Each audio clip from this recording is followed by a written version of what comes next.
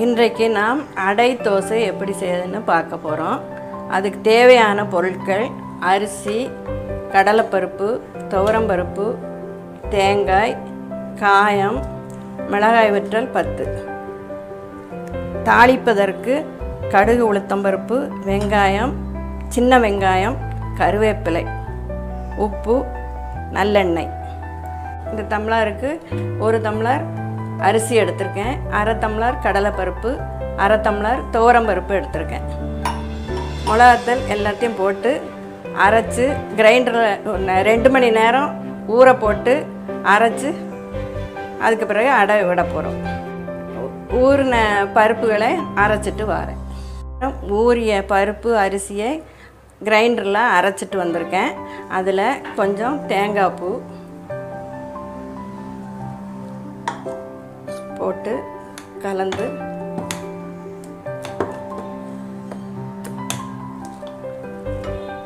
கடாயை அடுப்பில் வைத்து பற்ற வைத்து எண்ணெய் ஊற்ற வேண்டும். நல்லெண்ணெய் தான் ஊற்றணும் தாளிப்பதற்கு. எண்ணெய் சூடாகிவிட்டது. கடுகு, குத்துப்பருப்பு போட்டு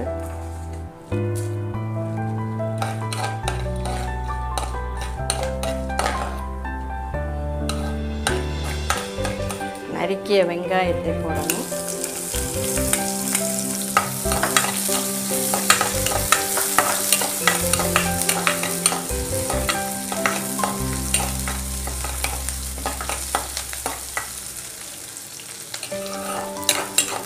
கொஞ்சம் வதங்கியதும் கருவேப்பிலை போடணும்.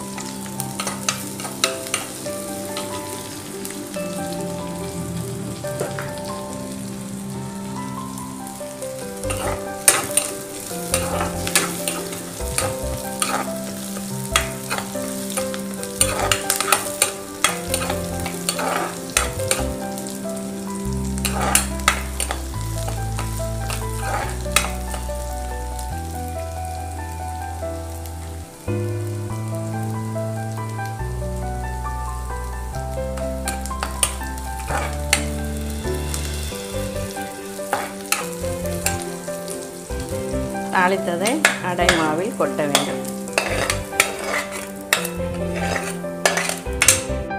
தோசைக்கல்ல அடுப்பில் போட்டு காய்ந்ததும்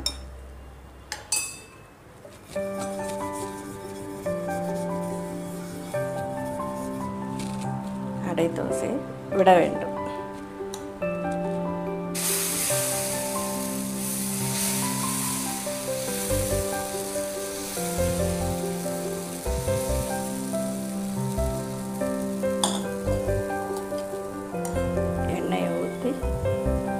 நன்றாக முருக விட்டு எடுக்க வேண்டும். திருப்பி போட்டு எடுக்க வேண்டும்.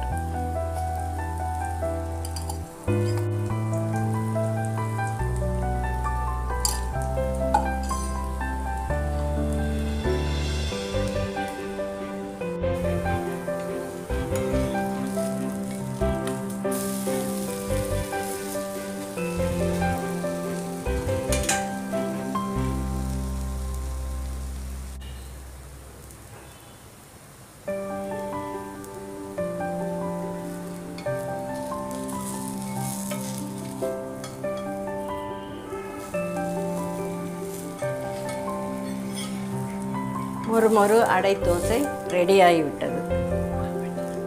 அடை தோசை ரெடி ஆகிட்டு இதுக்கு தேங்காய் சட்னி வச்சு சாப்பிட மிகவும் சுவையாக இருக்கும்.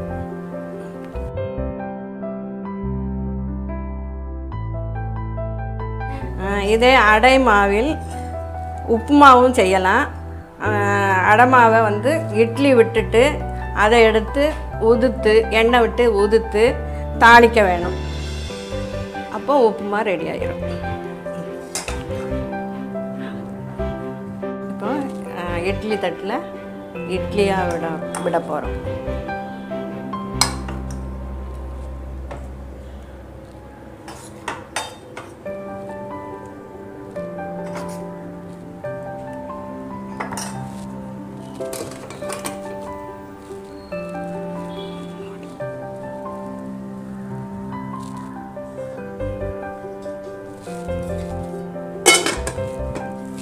வேகட்டும், அப்புறம் பார்க்கலாம். இப்போ இட்லி வெந்துட்டான்னு பார்க்கலாம்.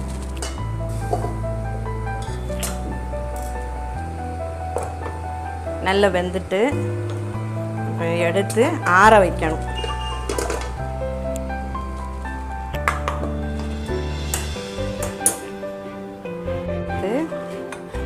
தட்டில் போட்டு ஆறின பிறகு எண்ணெய் விட்டு உதிர்க்க வேண்டும்.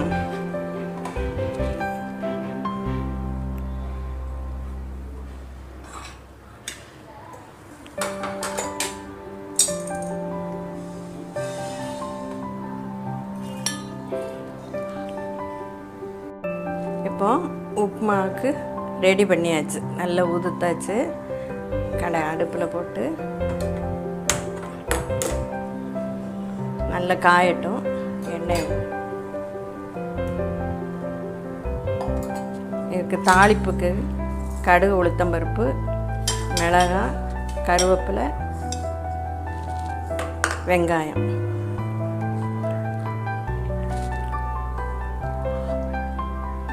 கடுகு, உளுத்தம்பருப்பு,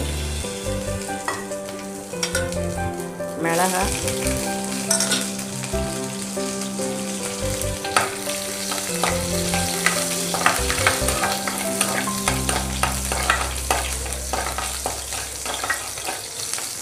வெங்காயம்,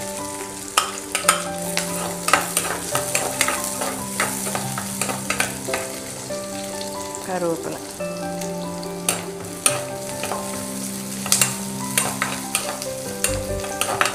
நல்லா வதங்கியதும் உப்புமாவை போட்டு கிண்ட வேணும்.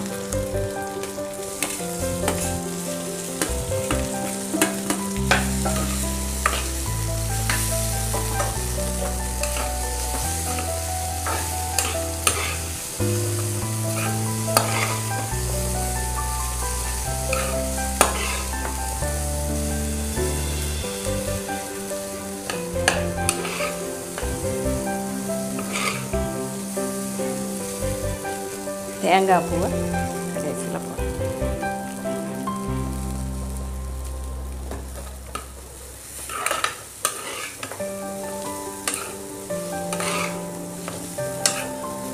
உப்புமா ரெடி ஆயிட்டு எல்லாரும் அடை சாப்பிட்ருப்பாங்க.